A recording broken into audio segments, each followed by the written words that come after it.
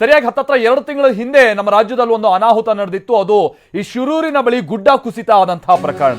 ಸುಮಾರು 9ಕ್ಕಿಂತ ಹೆಚ್ಚಿನ ಮಂದಿ ಮೃತಪಟ್ಟಿದ್ದಂತ ಒಂದು ದೊಡ್ಡ ಅನಾಹುತ ಇದು. ಇದಕ್ಕೆ ಸಂಬಂಧಪಟ್ಟ ಹಾಗೆ ಈಗ ಒಂದು ಸಂಗತಿ ಬೆಳಕಿಗೆ ಬರ್ತಾ ನಾಪತ್ತೆ ಆದಂತ 3 ಪೈಕಿ 2 ಮೃತದೇಹ ಈಗ ಪತ್ತೆಯಾಗಿದೆ. ವಿಶೇಷ ಅಂತಂದ್ರೆ ಕೇರಳ ಮೂಲದ ಚಾಲಕ ಅರ್ಜುನ್ ಒಂದು ಭಾರತ್ ಬೆನ್ಸ್ ಗಾಡಿಯನ್ನ ಅಂದ್ರೆ ಲಾರಿಯನ್ನ ಅವರು ಅಲ್ಲಿ ಓಡಿಸ್ಕೊಂಡು ಹೋಗ್ತಾ ಇದ್ರು. ಆ ಟೈಮ್ನಲ್ಲಿ ಕೆಸರಿನ ಸಮೇತ ಗಂಗಾವಳಿ ನದಿಗೆ ಹೋಗಿ ಆ ಗಾಡಿ ಬಿದ್ದಿತ್ತು. ಈಗ ಭಾರತ್ ಬೆನ್ಸ್ ಲಾರಿಯಲ್ಲೇ ಇದೆ ಅರ್ಜುನ್ ಅವರ ಮೃತದೇಹ ಅನ್ನುವಂಥದ್ದು ಗೊತ್ತಾಗ್ತಾ ಇದೆ.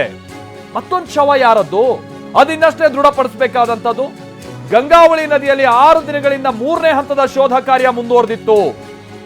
ಈ ಗುಡ್ಡ ಕುಸಿತದ ರಭಸಕ್ಕೆ ನದಿಗೆ ಬಿದ್ದು ನಜ್ಜುಗುಜ್ಜಾಗಿರುವಂತಹ ಲಾರಿಯನ್ನ ಈಗ ಮೇಲಕ್ಕೆತ್ತುವಂತ ಪ್ರಕ್ರಿಯೆ ನಡೀತದೆ. ನೋಡಿ ಅಲ್ಲಿ ಇದೇ ಲಾರಿ ಸರಿಯಾಗಿ ಯಾವತ್ತು ಜುಲೈ 16ನೇ ತಾರೀಕು ಅಂತ ಕಾಣಿಸುತ್ತೆ. ಅವತ್ತು ನಡೆದಿದ್ದಂತ ಒಂದು ಅನಾಹುತದಲ್ಲಿ ಗಂಗಾವಳಿ ನದಿಗೆ ಹೋಗಿ ಸೇರ್ಕೊಂಡಿತ್ತಲ್ಲ ಲಾರಿ, ಆ ಲಾರಿಯನ್ನ ಮೇಲಕ್ಕೆತ್ತುವ ಪ್ರಕ್ರಿಯೆ ನಡೀತಾ ಇದೆ. ಅದರಲ್ಲೇ ಇದೆ ಅರ್ಜುನ್ ಅವರ ಮೃತದೇಹ ಇನ್ನೂ ಕೂಡ ಅನ್ನುವಂಥದ್ದು ಗೊತ್ತಾಗ್ತಾ ಇದೆ. ಇದು ರಾಜ್ಯದ ಮಟ್ಟಿಗಿನ ಒಂದು ದೊಡ್ಡ ದುರಂತ. ಕೇರಳ ಮೂಲದ ಅರ್ಜುನ್ ಹತ್ತತ್ರ ನಿಮ್ಗೆ ಜುಲೈ 16ನೇ ತಾರೀಕು ಅಂತ ಅಂದ್ರೆ 71 ದಿನ ಆಯ್ತು. ಈಗ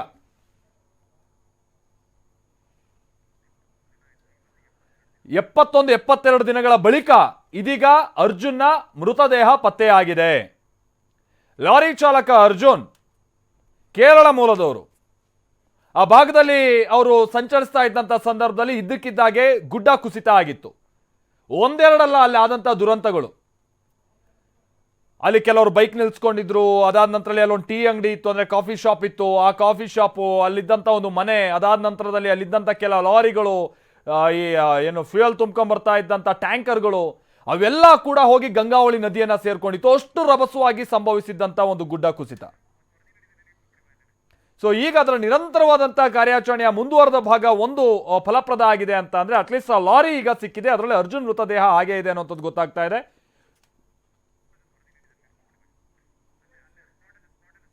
ಸೂರಜ್ ಇದಕ್ಕೆ ಸಂಬಂಧಪಟ್ಟಾಗೆ ನಮ್ಮ ಪ್ರತಿನಿಧಿ ಸ್ಥಳದಿಂದ ಒಂದು ವರದಿ ಕೊಟ್ಟಿದ್ದಾರೆ, ಬನ್ನಿ ನೋಡ್ಕೊಂಬೋಣ. ಜುಲೈ 16 ಬೆಳಗ್ಗೆ 8:40ಕ್ಕೆ ಶಿರೂರು ಬಳಿಯ ರಾಷ್ಟ್ರೀಯ ಹೆದ್ದಾರಿಯಲ್ಲಿ ಗುಡ್ಡ ಕುಸಿತಗೊಂಡು ಕಣ್ಮರೆಯಾಗಿದ್ದ 11 ಜನರ ಪೈಕಿ 8 ಜನರ ಮೃತದೇಹಗಳು ಅಷ್ಟೇ ಸಿಕ್ಕಿದ್ದು. ಅದಾದ ಬಳಿಕ ಕಳೆದ 5 ದಿನಗಳಿಂದ ಪಾರ್ಚ್ ಮತ್ತು ಡ್ರೆಜಿಂಗ್ ವಿಶೇಷ ಯಂತ್ರಗಳ ಮೂಲಕ ಕಾರ್ಯಾಚರಣೆ ನಡೆಸಲಾಗ್ತಾ ಇತ್ತು. ಇವತ್ತು 2 ಮೃತದೇಹಗಳು ಮತ್ತು ಕೇರಳ ಮೂಲದ ಲಾರಿ ಚಾಲಕ ಅರ್ಜುನ್ ಸಹಿತ ಸಿಕ್ಕಿದ್ದಾನೆ. ಈಗ ನೀವು ದೃಶ್ಯದಲ್ಲಿ ನೋಡಬಹುದು ಯಾವ ರೀತಿಯಾಗಿದೆ ಅಂತ, ಕಾರ್ಯಾಚರಣೆ ಯಾವ ರೀತಿಯಾಗಿ ನಡೀತಾ ಇದೆ ಅಂತ. ಯಾಕೆಂದರೆ ಜುಲೈ 16ರಿಂದ ಇವತ್ತಿನವರೆಗೂ ಬಹಳಷ್ಟು ಕುತೂಹಲ ಮೂಡಿಸಿತ್ತು. ಎಷ್ಟು ಮೃತದೇಹಗಳು ನಾಪತ್ತೆಯಾಗಿದೆ, ಎಷ್ಟು ಜನರು ನಾಪತ್ತೆಯಾಗಿದ್ದಾರೆ, ಮತ್ತೆ ನಾಪತ್ತೆ ಆದವರು ಸಿಗ್ತಾರಾ ಎಂಬುದರ ಬಗ್ಗೆ ಸಹಿತ ಬಹಳಷ್ಟು ಚರ್ಚೆ ನಡೀತಾ ಇತ್ತು. ಅದರ ಜೊತೆಗೆ ಏನಂದರೆ ಕೇರಳ ಮೂಲದ ಲಾರಿಯ ಬಗ್ಗೆ ಸಹಿತ ಬಹಳಷ್ಟು ಚರ್ಚೆ ನಡೀತಾ ಇತ್ತು. ಯಾಕಂದರೆ ಲಾರಿಯ ಕೆಲವು ಬಿಡಿಭಾಗಗಳು ಅಷ್ಟೇ ಪತ್ತೆಯಾಗಿದ್ದು, ಅದರ ಹೊರತು ಆ ಲಾರಿ ಮತ್ತು ಲಾರಿ ಚಾಲಕನ ಬಗ್ಗೆ ಯಾವುದೇ ರೀತಿಯಾದ ಸಣ್ಣ ಸುಳಿವು ಸಹಿತ ಸಿಕ್ಕಿರಲಿಲ್ಲ. ಆದರೆ ಇವತ್ತು ಪೂರ್ತಿಯಾಗಿ ಲಾರಿನೇ ಸಿಕ್ಕಿದೆ. ಅದರ ಒಳಗಡೆ ಲಾರಿ ಚಾಲಕನು ಸಹಿತ ಇದ್ದಾನೆ. ನೀವು ದೃಶ್ಯದಲ್ಲಿ ನೋಡಬಹುದು. ಯಾಕಂದ್ರೆ ಪ್ರಮುಖವಾಗಿ ಈ ಲಾರಿಯ ವಿಚಾರವಾಗಿ ಬಹಳಷ್ಟು ಚರ್ಚೆ ಆಗಿತ್ತು. ಯಾಕಂದ್ರೆ ಒಂದು ವೇಳೆ ಅರ್ಜುನ್ ಲಾರಿಯ ಒಳಗಡೆನೆ ಇದ್ದ ಅಂದ್ರೆ ಆತನ ಜೀವಂತವಾಗಿರಬಹುದು ಅಂತಲೂ ಸಹಿತ ಬೆನ್ಸ್ ಕಂಪನಿಯವರು ಹೇಳಿದ್ರು. ಅಷ್ಟೇ ಅಲ್ಲದೆ ಲಾರಿಯ ಮಾಲೀಕನು ಸಹಿತ ಹೇಳಿದ, ಒಂದು ವೇಳೆ ಆತ ಲಾರಿಯ ಒಳಗಡೆ ಇದ್ದಿದ್ರೆ ಆತ ಜೀವಂತವಾಗಿರ್ತಾನೆ ಅಂತ ಹೇಳಿದ. ಆದರೆ ಲಾರಿ ಯಾವ ರೀತಿಯಾಗಿ ನದಿಗೆ ಉರುಳಿದೆ ಅಂತ ನೀವು ದೃಶ್ಯದಲ್ಲಿ ನೋಡೋದು, ಪೂರ್ತಿಯಾಗಿ ನುಜ್ಜು ಹೋಗಿದೆ. ಮುಂದಿನ ಭಾಗ ಅಂತೂ ಪೂರ್ತಿಯಾಗಿ ನುಜ್ಜು ಹೋಗಿದೆ. ಆತ ಯಾವ ಪರಿಸ್ಥಿತಿಯಲ್ಲಿ ಒಳಗಡೆ ಇದ್ದಾನೆ, ಮೃತದೇಹವು ಸಹಿತ ನೋಡಬಹುದು ಪೂರ್ತಿಯಾಗಿ ಬಿದ್ದಿದೆ. ಒಳಗಡೆ ಇರುವಂತಹ ಸಣ್ಣ ವಸ್ತು ದೇಹ ಅಷ್ಟೇ ಕಾಣ್ತಾ ಇದೆ. ಯಾಕಂದ್ರೆ ಈಗಷ್ಟೇ ಆತನ ಮೇಲೆ ಕೆತ್ತುವಂತ ಕಾರ್ಯ ನಡೀತಾ ಇದೆ. ನೀವು ದೃಶ್ಯದಲ್ಲಿ ನೋಡಬಹುದು. ಯಾಕಂದ್ರೆ ವಿಶೇಷವಾಗಿ ಡ್ರೆಜ್ಜಿಂಗ್ ಮಷಿನ್ ಮೂಲಕ ಇದನ್ನ ಪತ್ತೆ ಹಚ್ಚುವಂಥ ಕಾರ್ಯ ನಡೀತಾ. ಯಾಕಂದರೆ ಕಳೆದ 5 ದಿನಗಳಿಂದ ಇದೇ ಕಾರ್ಯಕ್ಕಾಗಿ ಬಹಳಷ್ಟು ಸಮಯ ವ್ಯತ್ಯಯ ಮಾಡಲಾಗಿತ್ತು. ಆದರೆ ಮೊನ್ನೆ ತಾನೇ ನಿವೃತ್ತ ಸೇನಾಧಿಕಾರಿ ಇಂದ್ರಬಾಲನ್ ಅವರು ಬಂದ್ಬಿಟ್ಟು ಇದೇ ಸ್ಥಳದಲ್ಲಿ ಲಾರಿ ಇರುವಂತ ಶಂಕೆ ಇದೆ ಅಂತಲೂ ಸಹಿತ ವ್ಯಕ್ತಪಡಿಸಿದ್ರು. ಆ ಹಿನ್ನೆಲೆಯಲ್ಲಿ ಇವತ್ತು ಬೆಳಗ್ಗೆಯಿಂದನೂ ಸಹಿತ ಆ ಸ್ಥಳದಲ್ಲಿ ಬಹಳಷ್ಟು ದೊಡ್ಡ ಮಟ್ಟದಲ್ಲಿ ಕಾರ್ಯಾಚರಣೆ ಮಾಡಿದ ಬಳಿಕ ಲಾರಿ ಪತ್ತೆಯಾಗಿದೆ. ನೀವು ದೃಶ್ಯದಲ್ಲಿ ನೋಡಬಹುದು. ಯಾಕೆಂದ್ರೆ ಈ ಲಾರಿಯ ಬಗ್ಗೆ ಬಹಳಷ್ಟು ದೊಡ್ಡ ಮಟ್ಟದಲ್ಲಿ ಚರ್ಚೆ ಆಗ್ತಾ ಇತ್ತು. ಯಾಕೆಂದ್ರೆ ಲಾರಿಯ ಒಂದು ಸಣ್ಣ ಅವಶೇಷವೂ ಸಹಿತ ಸಿಗ್ತಾ ಇಲ್ವಲ್ಲ ಅಂತಲೂ ಸಹಿತ ಚರ್ಚೆ ಆಗ್ತಾ ಇತ್ತು. ಆದರೆ ಇವತ್ತು ಪೂರ್ತಿ ಲಾರಿ ಜೊತೆಗೆ ಲಾರಿಯ ಚಾಲಕನು ಸಹಿತ ಸಿಕ್ಕಿದ್ದಾನೆ. ಅಷ್ಟೇ ಅಲ್ಲದೆ ಅದರ ಜೊತೆಗೆ ಇನ್ನೊಂದು ಮೃತದೇಹವೂ ಇದೆ. ಆ ಮೃತದೇಹ ಯಾರದ್ದು ಎಂಬುದು ಇದುವರೆಗೂ ಖಾತ್ರಿ ಆಗಿಲ್ಲ. ಯಾಕೆಂದರೆ 3 ಕಣ್ಮರೆಯಾಗಿದ್ದಾರೆ. ಕೇರಳ ಮೂಲದ ಲಾರಿ ಚಾಲಕ ಅರ್ಜುನ್, ಮತ್ತೆ ಶಿರೂರಿನ ಜಗನ್ನಾಥ್ ನಾಯಕ್ ಮತ್ತೆ ಸಂಗೇಕೊಳ್ಳದ ಲೋಕೇಶ್ ನಾಯಕ್, ಈ ಮೂವರು ಸಹಿತ ನಾಪತ್ತೆ ಆಗಿದ್ರು. ಆದರೆ ಈಗ ಇನ್ನೊಂದು ಮೃತದೇಹ ಸಿಕ್ಕಿದೆ. ಆ ಮೃತದೇಹ ಯಾರದ್ದು ಎಂಬುದು ಇನ್ನಷ್ಟೇ ಪತ್ತೆ ಆಗಬೇಕಾಗಿದೆ. ಆದರೆ ಈಗ ಲಾರಿಯಲ್ಲಿರುವಂತಹ ಮೃತದೇಹ ಮಾತ್ರ ಅರ್ಜುನ್ ಎಂಬುದು ಈಗಷ್ಟೇ ಖಾತ್ರಿಯಾಗಿದೆ ಅಂತ ಹೇಳ್ಬೋದಾಗಿದೆ. ಕ್ಯಾಮರಾಮನ್ ಮಂಜುನಾಥ್ ಜೊತೆ ಸೂರಜ್ ಉತ್ತರೆ, TV9 ಕಾರವಾರ. ಸೊ ಇದು ಆ ಲಾರಿಯನ್ನ ಮೇಲಕ್ಕೆ ಎತ್ತುತ್ತಾ ಇದ್ದಂತ ಸಂದರ್ಭ. ನಾವು ಪ್ರತಿನಿಧಿ ಸೂರಜ್ ಕೂಡ ಅಲ್ಲಿ ಆ ಬಾರ್ಜ್ ಜೊತೆಗೆ ಆ ಡ್ರೆಡ್ಜಿಂಗ್ ಮಿಷನ್ಗಳ ಮುಖೇನವಾಗಿ ಅದು ಹೇಗೆ ಎತ್ತಲಾಗ್ತಾ ಇದೆ ಅದನ್ನ ವಿವರಿಸ್ತಾ ಇದ್ರು. ಈಗ ಸ್ವತಃ ಅವರೇ ನಮ್ಮ ಜೊತೆಗೆ ಸಂಪರ್ಕದಲ್ಲೂ ಕೂಡ ಇದ್ದಾರೆ. ಸೂರಜ್, ಅಂದ್ರೆ ಈಗ 3 ಮಂದಿ ನೀವು ಹೇಳ್ದಂಗೆ ಹೌದು, ಅದರಲ್ಲಿ ಒಬ್ಬ ಲಾರಿ ಚಾಲಕ ಮತ್ತು ಇಬ್ರು ಅವ್ರಿಗೆ ಸಂಬಂಧಪಟ್ಟಿಲ್ಲದೆ ಇರುವಂತವ್ರು. ಈಗ ಮತ್ತೊಂದು ಮೃತದೇಹ ಅದೇ ಲಾರಿ ಒಳಗೆ ಪತ್ತೆ ಆಗಿದೆಯಾ? ಹಾಗಾದ್ರೆ ಇನ್ನೂ ಒಬ್ಬ ವ್ಯಕ್ತಿ ಯಾರಾದ್ರೂ ಹೆಚ್ಚಿಗೆ ಮೃತಪಟ್ಟಿದ್ದಾನೆ ಅಂತ ಇದನ್ನು ಭಾವಿಸ್ಬೇಕಾಗುತ್ತಾ? ಏನ್ ಕತೆ? ಜೊತೆಗೆ ಬಹಳ ಕೆಸರಲ್ಲಿ ಏನಾದ್ರು ಹೂತ್ಕೊಂಡ್ಬಿಟ್ಟಿತ್ತ ಲಾರಿ? ಹೇಗೆ ಪತ್ತೆ ಹಚ್ಚೋ ಕಾರ್ಯ ಇವತ್ತು ಸಕ್ಸಸ್ ಆಗಿದೆ ಸೂರಜ್?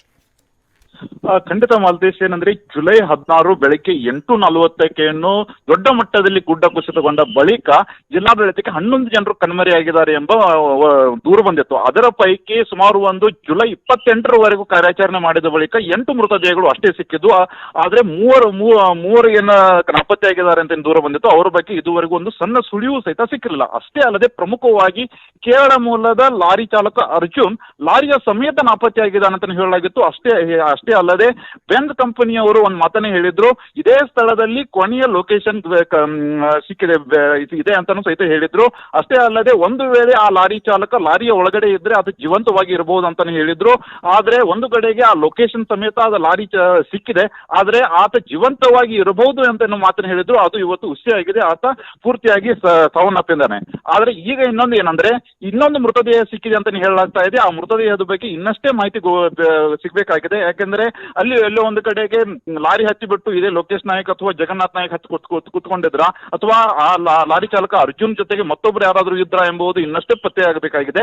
ಆದ್ರೆ ಅದರ ಜೊತೆಗೆ ಇನ್ನೊಂದು ಮೃತದೇಹವು ಸಹಿತ ಸಿಗಬೇಕಾಗಿದೆ. ಒಂದು ವೇಳೆ ಆ 2 ರೂಪಾಯಿ ಇನ್ನೊಂದು ಮೃತದೇಹ ಲೋಕೇಶ್ ನಾಯಕ್ ಜಗನ್ನಾಥ್ ನಾಯಕರು ಅವ್ರದ್ದೇ ಆಗಿದ್ರೆ ಇನ್ನೊಂದು ಮೃತದೇಹವು ಸಹಿತ ಸಿಗಬೇಕಾಗಿದೆ. ಆ ನಿಟ್ಟಿನಲ್ಲಿ ಮುಂದಿನ ಕಾರ್ಯಾಚರಣೆಯು ಸಹಿತ ನಡೆಯುತ್ತೆ. ಆದ್ರೆ ಇದುವರೆಗೂ ಏನ್ ಪರಿಸ್ಥಿತಿ ಇತ್ತಂದ್ರೆ ಜುಲೈ 16ರಿಂದ ಸುಮಾರು ಆಗಸ್ಟ್ 15ರವರೆಗೂ ಉತ್ತರ ಕನ್ನಡ ಜಿಲ್ಲೆಯಾದ್ಯಂತ ಬಹಳಷ್ಟು ದೊಡ್ಡ ಮಟ್ಟದಲ್ಲಿ ಮಳೆ ಬರ್ತಾ ಇತ್ತು. ಮಳೆ ಹಿನ್ನೆಲೆಯಲ್ಲಿ ಗಂಗಾವಳಿ ನದಿಯಲ್ಲಿ ಕೆಸರು ಸಮೇತ ದೊಡ್ಡ ಮಟ್ಟದಲ್ಲಿ ಅಪಾಯದ ಮಟ್ಟ ಮೀರಿ ಗಂಗಾವಳಿ ನದಿ ನೀರು ಹರಿತಾ ಇತ್ತು. ಆ ಹಿನ್ನೆಲೆಯಲ್ಲಿ ಅಲ್ಲಿ ಕಾರ್ಯಾಚರಣೆ ಮಾಡುವುದಕ್ಕೆ ಬಹಳಷ್ಟು ಕಷ್ಟವಾಗ್ತಾ ಇತ್ತು.